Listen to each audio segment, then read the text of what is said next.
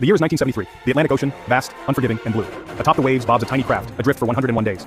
This is no ordinary sea voyage. It is a social experiment. 11 strangers, trapped together. Their mission, to test the limits of human endurance. Their reality, a descent into chaos, conflict, and a surprising twist. This is the story of the Acali Experiment. The mastermind behind this daring endeavor, Santiago Genovez, a Mexican anthropologist. Genovez was not just any scientist. He was a man driven by a deep curiosity about the human condition. His life's work revolved around understanding the complexities of human behavior, especially under duress. His obsession with violence began unexpectedly. It wasn't born out of a fascination with conflict, but rather a desire to comprehend why humans resort to violence. What triggers such primal instincts? What circumstances push ordinary people to extraordinary actions? In 1972, Genovez found himself a hostage aboard a hijacked plane. This harrowing experience was a turning point. As the plane soared through the skies, so did his thoughts, racing to make sense of the chaos around him. Amidst the terror, he observed something peculiar. Despite the fear and uncertainty, there was a strange sense of camaraderie among the passengers. Strangers began to comfort each other, forming bonds in the face of adversity. A sense of unity emerged, a shared humanity amidst the fear. This was a revelation for Genovez. Could it be that extreme stress and danger brought out not just the worst but also the best in people? This sparked a radical idea. Could we understand the roots of violence by studying cooperation under extreme stress? Genovez began to theorize that the key to understanding human violence lay in these moments of crisis, where cooperation and conflict coexisted. The early 1970s were a time of social upheaval. The Vietnam War raged, protests erupted worldwide, and societies were in turmoil. It was a period marked by a quest for peace amidst pervasive violence. The shadow of the Cold War loomed large. The world was divided, and the threat of nuclear conflict was ever present. This global tension only heightened Genovez's determination to find answers. The world grappled with questions of human nature. Were we inherently violent or cooperative? Philosophers, scientists, and ordinary people alike pondered these questions, seeking to understand the duality of human behavior. The Acali experiment, Genovez believed, could provide answers. By placing individuals in a confined space under stressful conditions, he hoped to observe the dynamics of human interaction, shedding light on the roots of both violence and cooperation. Genovez envisioned a unique laboratory, a specially designed raft christened Acali, meaning house on the water in Aztec. The vessel was small, cramped, and intentionally designed to heighten tensions. Limited resources, constant proximity, and the relentless ocean would create a pressure cooker of human emotions. But the Acali wasn't just a floating prison. It was outfitted with the latest technology. Cameras and microphones recorded every interaction. Genovez, the self-proclaimed captain, would observe and manipulate the crew, meticulously documenting their descent into chaos, or so he thought.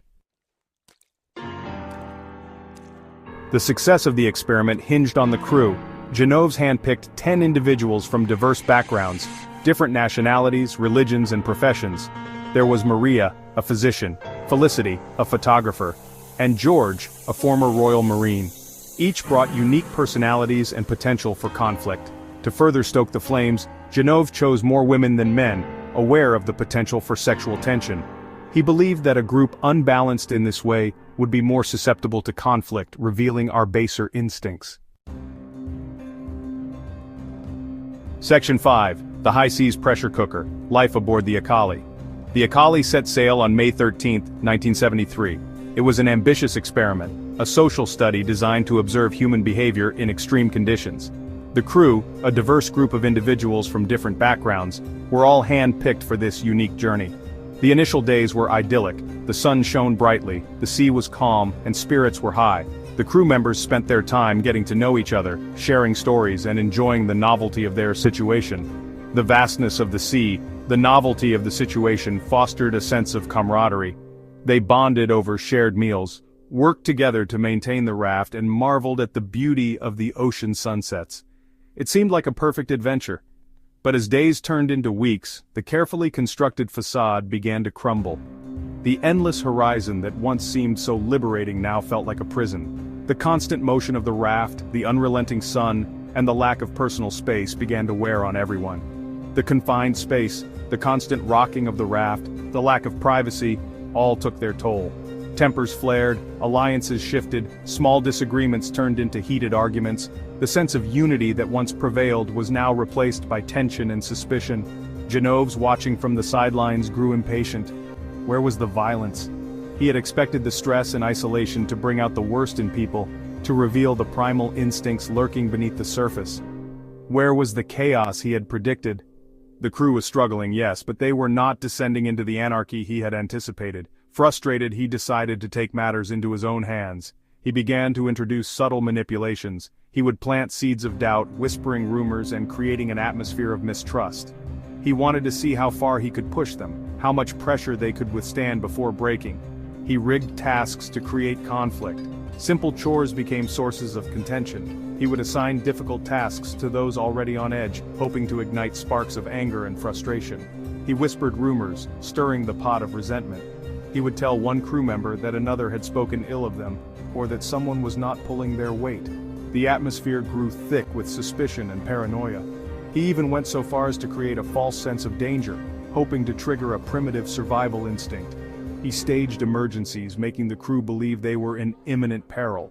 His goal was to see how they would react under extreme stress, to push them to their breaking point. Section 6. The Mutiny of Hope. Defiance in the face of despair.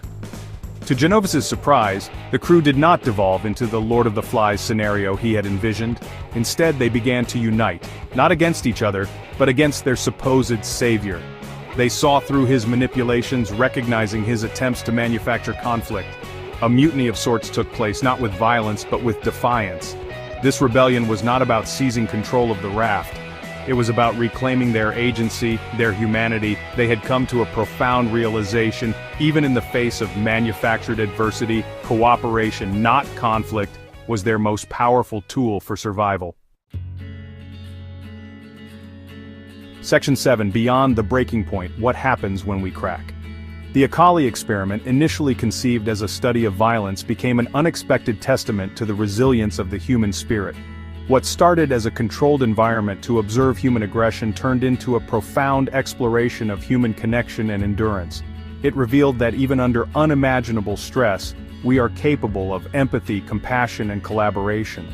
The participants, despite being strangers, formed bonds that transcended the initial purpose of the experiment. They shared their fears, hopes, and dreams, creating a microcosm of society that thrived on mutual support. Genoves, forced to confront the flaws in his hypothesis, found himself both a researcher and a subject. His meticulous plans unraveled as he became part of the very dynamics he sought to observe. The lines between observer and participant blurred, leading to moments of introspection and revelation. He became entangled in the very dynamics he sought to observe. The experiment's participants, initially wary of each other, began to see Genoves not just as a scientist but as a fellow human being struggling with the same challenges they faced. The experiment was abruptly halted after 101 days. The reasons for its sudden end remain a topic of debate and speculation. Was it the mounting psychological pressure, the unforeseen dynamics, or external factors that led to its conclusion? The reasons remain shrouded in speculation. Some accounts suggest that the physical environment became too perilous, with the ship facing increasingly hostile weather conditions. Some say a hurricane forced their rescue. The storm, with its relentless fury, posed a significant threat to the safety of everyone on board, necessitating an emergency evacuation. Others believe Genoves, shaken by the unexpected turn of events, pulled the plug. The emotional and psychological toll of the experiment, combined with the unpredictable nature of human behavior, may have led him to conclude that the risks outweighed the benefits. Whatever the reason, the Acali returned to shore, its crew forever changed. The experiment, though cut short, left an indelible mark on all who participated, offering profound insights into the depths of human resilience and the power of collective strength. Section 8. Echoes of Acali Lessons in Leadership and Conflict. The Acali experiment, though ethically controversial, offers invaluable insights into human behavior. It underscores the importance of effective leadership, communication, and shared goals in managing conflict. The crew's resilience in the face of adversity provides a framework for understanding how groups can thrive under pressure. Today, the Acali experiment serves as a cautionary tale, a reminder of the power and responsibility of scientific inquiry. It compels us to examine our assumptions about human nature and to consider the ethical implications of our quest for knowledge. Section 9. The Enduring Heart of Humanity, Cooperation over Carnage. The legacy of the Acali experiment extends far beyond the realm of academia. It offers a beacon of hope in a world often marred by conflict and division. It reminds us that even in the darkest of times, the human spirit yearns for connection, for community, for cooperation. The Acali experiment may not have provided all the answers, but it posed a question that continues to resonate. What if our capacity for love, compassion, and collaboration is greater than we ever imagined?